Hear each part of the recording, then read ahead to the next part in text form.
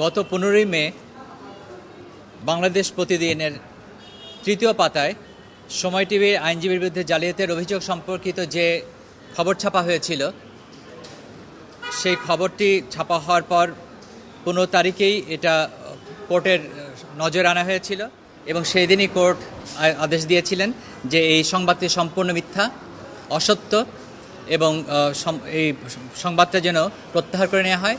সমস্ত Facebook platform এবং অন্যান্য প্ল্যাটফর্ম থেকে এটা যেন প্রত্যাহার করে নেওয়া হয় এবং আজকে আদেশের জন্য ছিল।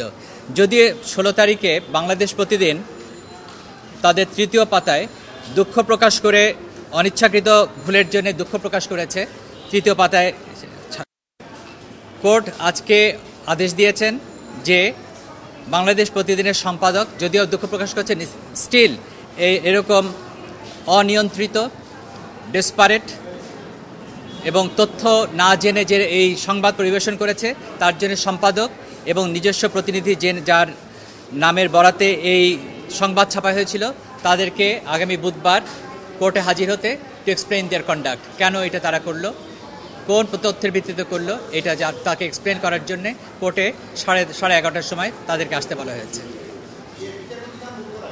না, বিচারপতির কাছে ভুল করার এটা যেটা হয়েছে সেটা হচ্ছে এই মিথ্যা তথ্য উপস্থাপন করার জন্য। এরকম কোনো ঘটনাই ঘটেনি, কোর্ট এরকম কোনো আদেশ দেননি।